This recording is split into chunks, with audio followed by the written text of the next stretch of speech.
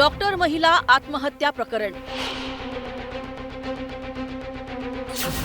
हातावरील अक्षर त्या महिलेचं। PSI बदनेनं शोषण केल्यानं आत्महत्या। विधानसभेत मुख्यमंत्र्यांची माहिती। गळफास लावून म्हणजे स्ट्रँग्युलेशन नाही आहे, गळफास लावून या ठिकाणी केलेली हा मृत्यू आहे। आणि दुसरं, हातावर जे काही लिहिलेलं आहे ते अक्षरं त्या महिलेचेच आहेत अशा पद्धतीनं या दोन गोष्टी आतापर्यंत तपासामध्ये आलेल्या आहेत। 23 ऑक्टोबरच्या रात्री फलटणमधील एका हॉटेलमध्ये एका डॉक्टर महिलेनं आत्महत्या केली होती। मृत्यूपूर्वी तिने तळहातावर सुसाईड नोटही लिहिली होती। माझ्या मरणाचे कारण पोलीस निरीक्षक गोपाळ बदने असून ज्याने माझ्यावर 4 वेळा बलात्कार केला आणि प्रशांत बनकर ज्याने मागचे 4 महिने शारीरिक आणि मानसिक छळ केला असं यात लिहिलं होतं। त्यानंतर राज्यभरात संतापाची लाट उसळली होती। विधानसभेत हे प्रकरण चांगलंच चर्चेत आलं।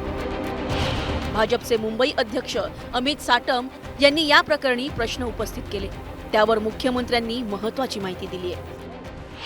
यामध्ये आतापर्यंतचे जे काही रिपोर्ट्स आहेत त्या दोन गोष्टी फॉरेन्सिकच्या रिपोर्ट्समध्ये क्लिअर झालेल्या आहेत। पहिलं की गळफास लावून म्हणजे स्ट्रँग्युलेशन नाही आहे, गळफास लावून या ठिकाणी केलेली हा मृत्यू आहे।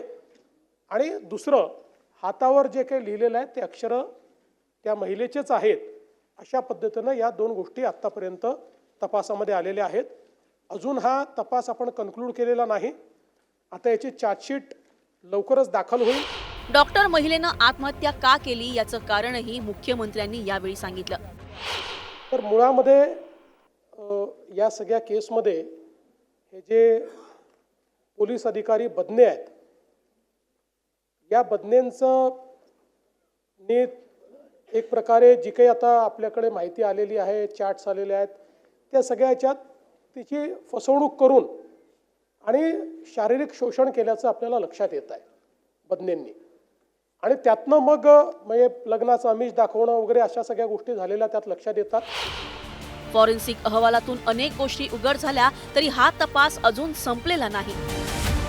60 दिवसात याची चार्जशीट दाखल होईल अशी माहिती मुख्यमंत्र्यांनी दिली। यावेळी चर्चेदरम्यान आमदार ज्योती गायकवाड यांनी लाडकी बहीण योजनेचा उल्लेख करत महिला सुरक्षेवरून सरकारवर टीका केली। देवाभाऊ, मी तुम्हाला एवढंच सांगू इच्छिते की महिलांना 1500 रुपये जे लाडके बहिणीचे मिळतात त्याच्यापेक्षा सुरक्षा खूप महत्त्वाची आहे। तिची आणि तिच्या मुलीबाळींची सुरक्षा खूप महत्त्वाची आहे आणि त्यासाठी तुम्ही काय प्रयत्न करणार आहात? सातत्याने सगळ्या गोष्टी लाडक्या बहिणींशी जोडायच्या आणि लाडक्या बहीण योजनेशी जोडायच्या, ही पण पद्धत काही फार चांगली आहे असं मला वाटत नाही। खरं आहे की बहिणींची सुरक्षितता आपला महत्त्वाचा विषयच आहे आणि ते करणं आपले गरजेचं आहे। पण याचा अर्थ लाडकी बहीण योजना काहीतरी चुकीची आहे आणि लाडकी बहीण योजना नका देऊ पण हे द्या, अशा दोन गोष्टीचं कंपॅरिझन करू नका। महिला सुरक्षेवर चर्चा सुरू असताना काँग्रेस आमदार नाना पटोलेंनी शक्ती कायद्याचं काय झालं असा प्रश्न उपस्थित केला। या सगळ्या घटनेला ब्रेक लावण्यासाठी मागच्या काळात तुम्ही विरोधी पक्षात होता तर आम्ही सत्तेत होतो, त्यावेळेस आम्ही शक्ती कायदा आणला। माननीय राष्ट्रपती महोदयाकडे तो शक्ती कायदा आम्ही मान्यतेसाठी पाठवला। तुमचं सरकार आलं, त्या शक्ती कायद्याचं काय? या अशा गुन्हेगाराला आळा घालण्यासाठी सरकारची कडक भूमिका काय राहणार आहे? कारण की हे चाललेलं सिरियल आहे, हे थांबेल केव्हा हा प्रश्न आमचा आहे। विशेषतः आता आपण जे शक्ती कायद्यामध्ये काही गोष्टी केल्या होत्या त्यातल्या काही गोष्टी या ऑलरेडी नवीन 3 कायद्यात त्या कायद्यांमध्ये आलेल्या आहेत। काही गोष्टी अशा आहेत की ज्या सुप्रीम कोर्टाने दिलेल्या रुलिंगमध्ये बसत नाहीत, तर त्या गोष्टी वगळून ज्या गोष्टी राहिलेल्या आहेत त्या गोष्टी आपल्याला कायद्यात कशा आणता येतील याच्यावर आम्ही आता प्रयत्न करतो। फलटणमधील महिला डॉक्टरच्या आत्महत्या प्रकरणाला अनेकांनी राजकीय रंग देण्याचा प्रयत्न केला, पण तपासात याबाबत काहीच सापडलं नसल्याचंही मुख्यमंत्र्यांनी यावेळी स्पष्ट केलं। या प्रकरणाच्या चौकशीसाठी न्यायाधीशांची समिती नियुक्त केली। तसंच महिला IPS अधिकाऱ्याच्या माध्यमातून पोलीस तपास सुरू असल्याचं CMनी सांगितलं। Bureau report, news 18 Lokmat.